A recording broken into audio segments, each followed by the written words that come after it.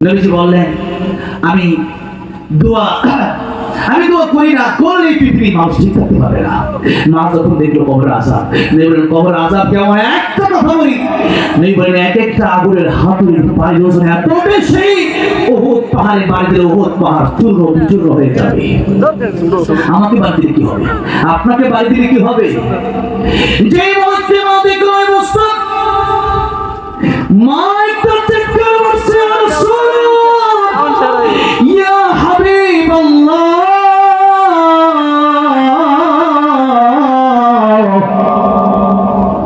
আমার সন্তানের কবরে এত বেশি আযাব হয় বুঝি নাই, ভাবি নাই। ইয়া রাসূলুল্লাহ, আমার সন্তান যে আঘাত আমাকে করেছিল, যত কষ্ট ছিল, এই আযাব দেখি আমি সমস্ত যন্ত্রণা ভুলে গেছি। ইয়া রাসূলুল্লাহ, আমার সন্তানের এই যন্ত্রণা কবর আযাব আমি না হয়ে সইতে পারলাম না। ইয়া রাসূলুল্লাহ, আমার সন্তানকে আমি মুহূর্তে মাফ করে দিলাম। মা যেই মুহূর্তে মাফ করে দিল সন্তানকে, আমার নবী তাকে দেখে সাথে সাথে ওই যুবকের কবর জান্নাতের বাগান হয়ে গেছে। আল্লাহু আকবার। মায়ের চোখে ঝরলে পানি, আল্লাহর আরশ কাঁপা যায়, কান্দে না যেন মায়, কান্দে না যেন মায়। ভাইরা আমার, বাবাজিরা, মা বাবার কথা এতক্ষণ বলার এই জন্য নবী বলেন মা বাবা খুশি করো, তোমার জান্নাতুকা ওয়া নারুকা, মা বাবা তোমার জান্নাত, মা বাবা তোমার জাহান্নাম। মা বাবার খুশি করো, আল্লাহ খুশি হবে, তুমি জান্নাত অর্জন করো। সুবহানাল্লাহ। তাই মা বাবা দাদা অমূল্য সম্পদ, পৃথিবীর কোনো ব্যক্তির দিকে তাকাইলে কবুল হজের সওয়াব হয় না, আর মা বাবার দিকে তাকাইলে কবুল হজের সওয়াব। বছরে হজ করা যায় একবার, মা বাবার দিকে দৈনিক হাজারবার তাকানো যায়। আপনি কেন তাকাচ্ছেন না, কেন আপনি খুশি করছেন না? এই জন্য মা বাবা থাকলে সেখানে গিয়ে তাকান, দোয়া নেন। এই জন্য মা আর বাবার কথা এই জন্য বললাম যে আল্লাহ ইবাদতের পর আল্লাহ বলেন মা বাবার খেদমত। যে কথা বলতেছিলাম কেবলমাত্র আল্লাহ ইবাদত করতে হবে, এই কথা আল্লাহ বিভিন্ন জায়গায় বলেছেন। আর আল্লাহ ইবাদতের পর মা বাবার খেদমতের কথা বলেছেন।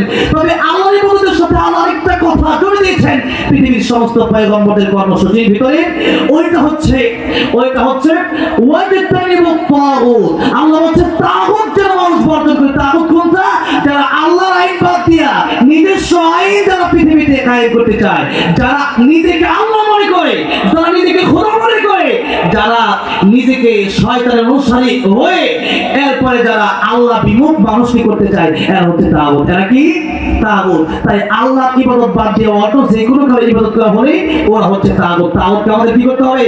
বর্জন করতে হবে। ভাইরা বাবাজিরা, 2-4 মিনিট আজকে শুধু এই কথা বলি যে ইমানদার কারা, ইমান মুফাসসালের কথা বলতে গিয়ে তখন কথা বললাম আল্লাহর ইবাদত আর কারো ইবাদত করা যাবে না। এরপরে ওয়া মালায়েকাতি, ফেরেশতা বিশ্বাস করা, ওয়া কুতুবি, কুতুবি মানে সমস্ত আল্লাহর আসমানি কিতাবের মধ্যে কোরআন শরীফ আছে না নাই?